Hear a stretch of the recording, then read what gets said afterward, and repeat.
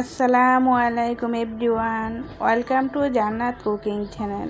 আজকে আমি আপনাদের সাথে শেয়ার করব খুবই সুস্বাদু একটি পিঠার রেসিপি। এই পিঠাটি অনেক বেশি মজার হয় আর ঝটপট তৈরি করে নেওয়া যায়। মুখে দিলে দেখবেন আপনার মনে হবে আপনি এই পিঠাটি একবারেই ইউনিক একটি রেসিপি তৈরি করে খেয়েছেন। আশা করছি রেসিপিটা সকলের কাছে খুবই ভালো লাগবে। পিঠাটি তৈরি করার জন্য নিয়েছি হাফ কাপ সুজি। মোটা দানা অথবা চিকন দানা যে সুজি থাকে আপনার কাছে ওটা দিয়ে তৈরি করে নিতে পারবেন।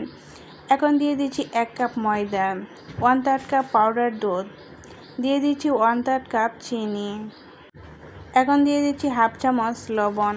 লবণের পরিমাণ কিন্তু এর চেয়ে বেশি দেওয়া যাবে না। দিয়ে দিচ্ছি নর্মাল তাপমাত্রার একটি ডিম। ডিমের পরিমাণ আপনারা চাইলে এর চেয়ে বাড়িয়েও দিতে পারেন। ডিম আর দুধের পরিমাণ যদি বাড়িয়ে দেন তাহলে এই পিঠাটি খেতে আরও বেশি সুস্বাদু হবে। এখন সবগুলো উপকরণ খুব সুন্দর করে মিশিয়ে নেব।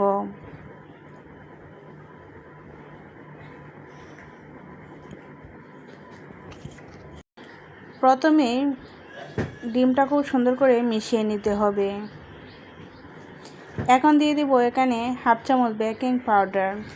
বেকিং সোডা দেওয়া যাবে না, বেকিং পাউডারই দিতে হবে। এখন খুব সুন্দর করে মিশিয়ে নেব। দিয়ে দিচ্ছি নর্মাল তাপমাত্রার পানি। অল্প অল্প পানি দিয়ে ডো তৈরি করে নেব। ডোটা খুব বেশি শক্ত না আবার অনেক বেশি নরম না, এরকম করা যাবে না। মিডিয়াম করে ডোটা তৈরি করে নিচ্ছি আর অনেক বেশি ভালো করে মথে নিতে হবে। ডোটা 6 থেকে 7 মিনিট খুব সুন্দর করে মথে নিয়েছি। এখন রেস্টে রেখে দেব 30 মিনিটের জন্য। রেস্টে অবশ্যই 20 থেকে 30 মিনিটের জন্য রাখতে হবে, না হলে চিনিটা গলতে পারবে না। রেস্টে রেখে দেওয়ার পর চিনিটা খুব সুন্দর করে গলে গিয়েছে আর দেখেন ডোটা অনেকটাই সফট হয়ে গিয়েছে। এখন 3 থেকে 4 মিনিট আবারও ভালো করে মথে নিতে হবে, যাতে সম্পূর্ণ চিনিগুলো খুব সুন্দর করে ডোর সাথে মিশে যায়।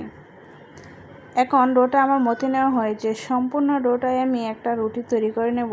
অল্প একটু ময়দা ছিটিয়ে নিচ্ছি যাতে লেগে না যায় বেলুনের সাথে।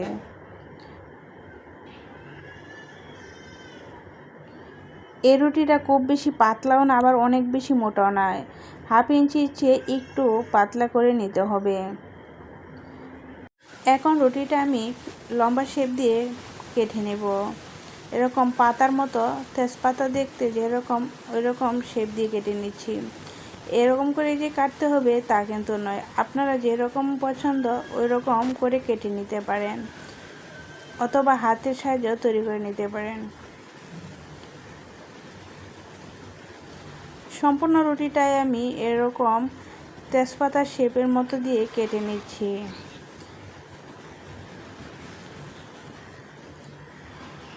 এখন এগুলো ভেজে নেওয়ার জন্য চুলায় একটি প্যান বসিয়ে দিয়েছি। পর্যাপ্ত পরিমাণ তেল দিয়ে তেলটা খুব ভালো করে গরম করে নিয়েছি। তেলটা অবশ্যই ভালো করে গরম করে নিতে হবে আর চুলার মিডিয়াম টু লোতে রেখে দিতে হবে। তা না হলে দেখবেন পিঠাগুলো দেওয়ার সাথে সাথেই কালার চলে আসবে আর দেখতে ভালো লাগবে না। চুলার আঁচ কিন্তু একদম কমানো যাবে না, তাহলে কিন্তু পিঠার যে উপরের শেপটা নষ্ট হয়ে যাবে, অনেক বেশি ফাটল ফাটল হয়ে যাবে, দেখতে ভালো লাগবে না। পিঠাগুলো অনেক বেশি ফুলে গিয়ে দেখেন এমনিতেই পিঠাগুলো ফাটল হয়ে গিয়েছে। নাড়াচাড়া করে আমি পিঠাগুলো ভেজে নিচ্ছি আর এই পিঠাগুলো এরকম ফাটল ফাটল হয়ে যায়, সেই জন্যই কিন্তু পিঠাগুলো অনেক বেশি ক্রিস্পিও হয়, খেতে ভালো লাগে। গোল্ডেন কালার করে আমি পিঠাগুলো ভেজে নিয়েছি। এখন তেল ঝরিয়ে পিঠাগুলো চুলা থেকে নামিয়ে নেব। আপনারা আপনাদের পছন্দ মতো কালার আসলেই নামিয়ে নেবেন।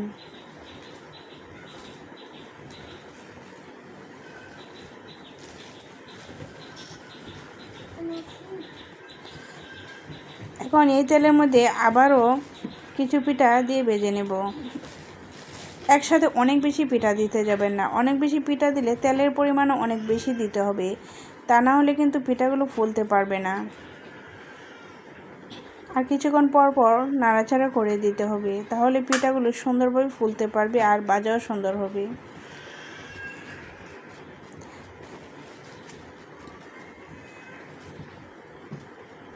গোল্ডেন কালার চলে আসলে পিঠাগুলো নামিয়ে নিতে হবে। এখন আমার পিঠাগুলো ভাজা হয়ে এসেছে। দেখেন পিঠাগুলো দেখতে যত বেশি সুন্দর হয়েছে, খেতে আরও বেশি মজার হয়েছে।